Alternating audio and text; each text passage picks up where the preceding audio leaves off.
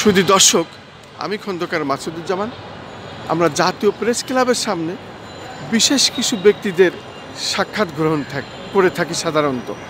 ঠিক আজকেও আমরা জাতীয় প্রেস ক্লাবের সামনে বাংলাদেশে যারা রাজনৈতিক বরেণ্য ব্যক্তিত্ব তাদের কিছু সাক্ষাৎ আমরা আজকে গ্রহণ করছি।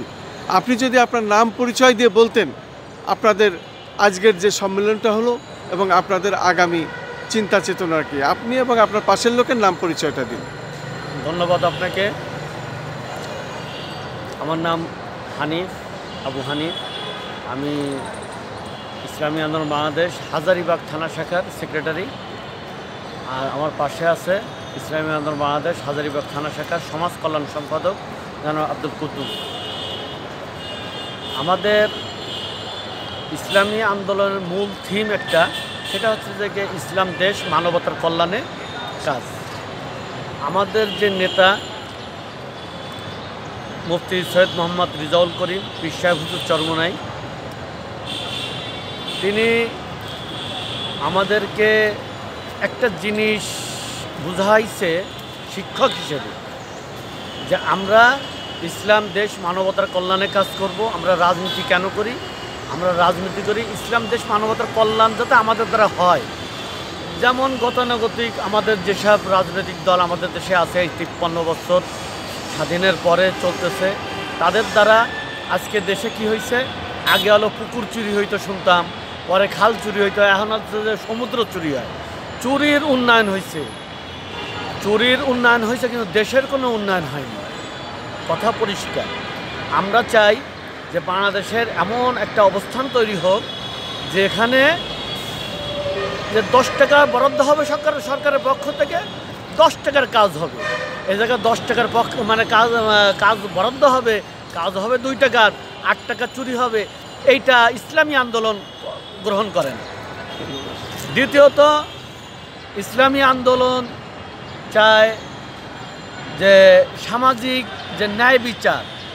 আজকে আমাদের ইশারা ইঙ্গিতের বিচার বিভাগ চলে, আমাদের ইশারা ইঙ্গিতে সংবাদ পরিচালনা হয়, আমাদের ইশারা ইঙ্গিতে হচ্ছে যে প্রশাসন চলে। আজকে দেখেন একদম যেটা বাস্তবতা, সেটা হচ্ছে যে প্রশাসন একটা সময় ছিল প্রশাসন লীগের আনুগত্যশীল। লীগ যা করতো বলতো সেটাই তারা করতো, এমনকি লীগের চাইতে অ্যাডভান্স ছিল। ছাত্রলীগ, যুবলীগ, স্বেচ্ছাসেবক লীগ, আওয়ামী লীগ, জি, শুধু লীগ লাগ নাম থাকলেই হতো, জি। আর এখন কি হয়েছে? এখন 5 জুলাই, এই 5 আগস্ট অর্থাৎ 36 জুলাইয়ের পরে আমরা যেটা দেখতে পাইছি, এর আগে যে আন্দোলন সংগ্রামগুলো আমরা করছি, যে আমরা যখন এলাকায় ডাক দিছি, অভাবী রিক্সা চালক, রড মিস্ত্রি, রাজমিস্ত্রি ডাক দিছি, তারা চলে আসছে। কেন? এই 16 বছরের ফ্যাসিস্টের প্রতি একটা তাদের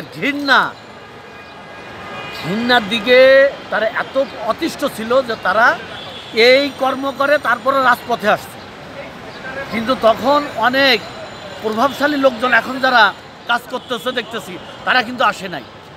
এই যে শান্তি কমিটির নামে মোড়ে মোড়ে তারা বাঁশের লাঠি, আপনার হচ্ছে যে পাইপ, রড, দেশীয় অস্ত্র নিয়ে হামলা মামলা করছে। আমরা কিন্তু তার মধ্যে থেকে ফাঁকে চোখে আসছি।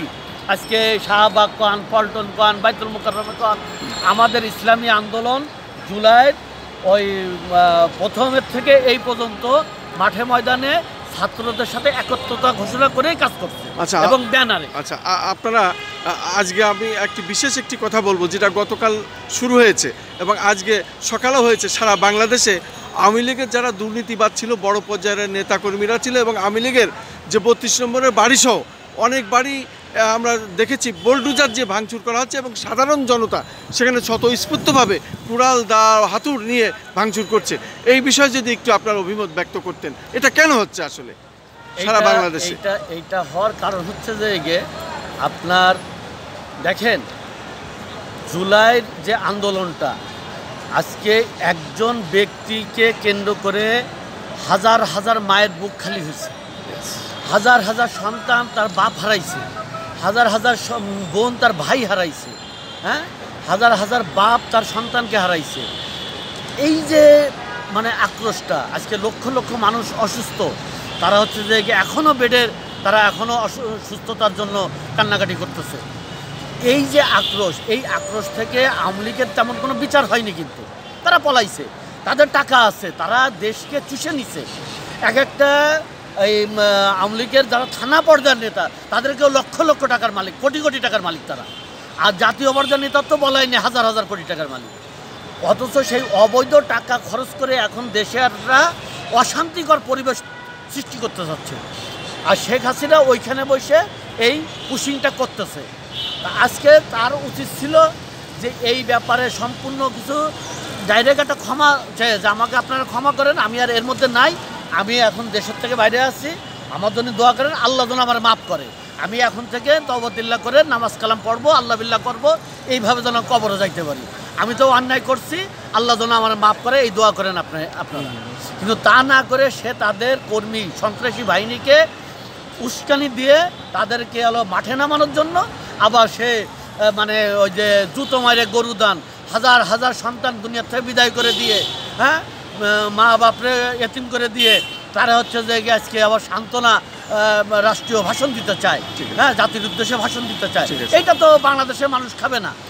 এটা যদি কেউ গ্রহণ করে তাহলে সে তো জাতীয় বেঈমান, সে বাংলাদেশের নব্য রাজাকার, সেই নব্য রাজাকার। থেকেই ঘৃণা করে এই যে বাংলাদেশের যতগুলো জাতীয় নেতার বাড়িঘর মুড়াল, এই যে 32 নম্বর যে ভাঙচুর করছে, এটা হচ্ছে যে সময়ের উপযুক্ত কাজ হয়েছে। এটা হলো। আপনাকে অনেক অনেক ধন্যবাদ এই সংক্ষিপ্ত সাক্ষাৎ দেওয়ার জন্য আমাদের পক্ষ থেকে। আমি খন্দকার মাসুদুজ্জামান, জাতীয় প্রেস ক্লাবের মধ্যে, রাজধানী ঢাকা।